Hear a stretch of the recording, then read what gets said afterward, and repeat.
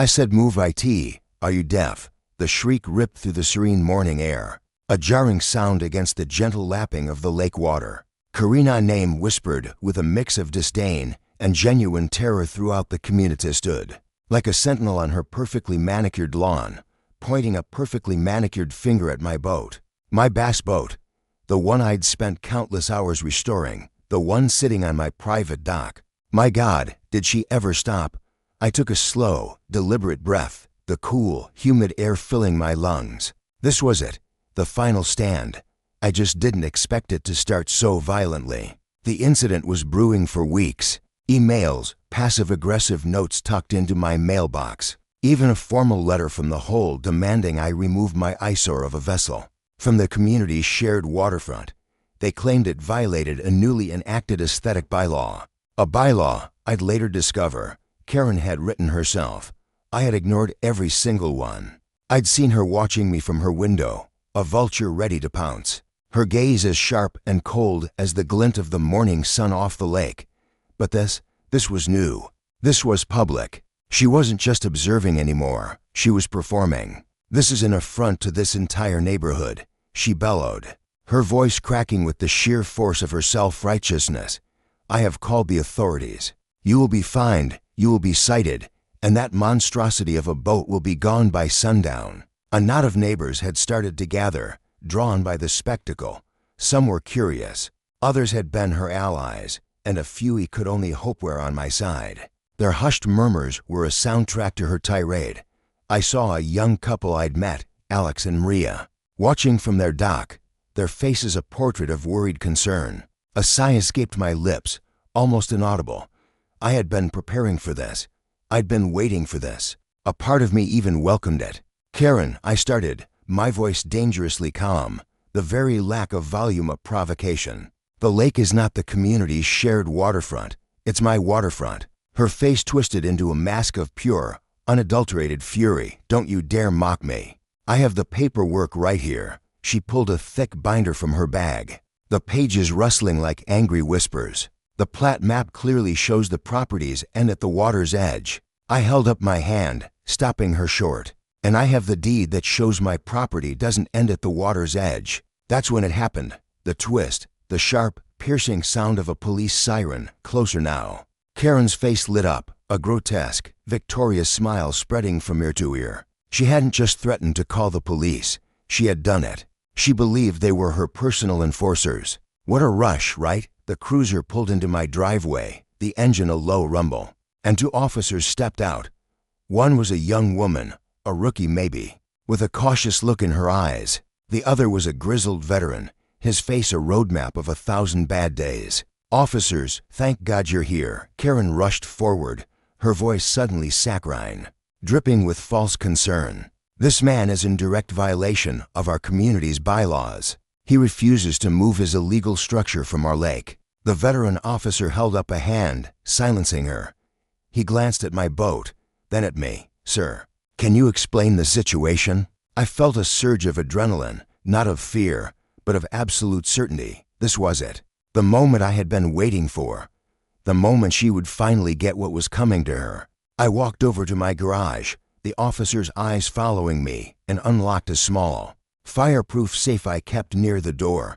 The clicks of the lock seemed to echo in the sudden silence. "This is the situation, officer," I said, pulling out a thick, legal-looking document. "I bought this property 5 years ago, and with it, I bought the land. The property line extends beyond the shore." I paused for effect, letting my words sink in. "The previous owner, a reclusive old man who built this place, never subdivided the lake. He owned it, and now I do." I handed the officer the official deed, laminated and crisp. He took it, his brow furrowed with skepticism, but as his eyes scanned the embossed pages, his expression shifted. The lines on his face deepened. His skepticism gave way to surprise, then a strange, quiet respect. He looked from the deed to the lake, then to my boat, and finally back at Karen, who was practically vibrating with impatience. "What does it say, officer? Don't tell me he's getting away with this." Her voice was a grating sound, like nails on a chalkboard. He cleared his throat, the sound a low rumble. "Ma'am, The property deed clearly shows that Mr. Adams here, he owns not just the land up to the water, but the entirety of the lake. The lake bed, the surface, everything within the survey lines. It's a private body of water. The world seemed to stop. Karen's jaw went slack. The sound of her stunned silence was more deafening than her previous shrieks.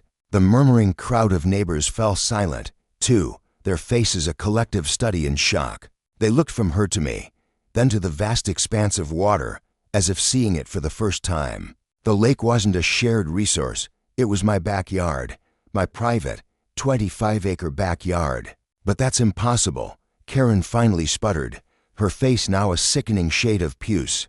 The plat maps, the HOA bylaws, the community meetings. The officer, a flicker of something like amusement in his eyes, just shook his head. Ma'am, the law trumps any HOA bylaw. The survey lines are what matter here. And according to this deed, Mr. Adams is well within his rights to have his boat on his property. He then turned to me, a small, genuine smile finally breaking through his stoic expression. I apologize for the inconvenience. Sir, we'll be on our way. The young rookie officer, who had been watching the entire exchange with wide-eyed fascination, couldn't help but let out a tiny, involuntary gasp. It was a beautiful, small moment of human reaction in the midst of this drama. Karen was left standing alone, deflated, her precious binder a meaningless stack of papers in her trembling hands.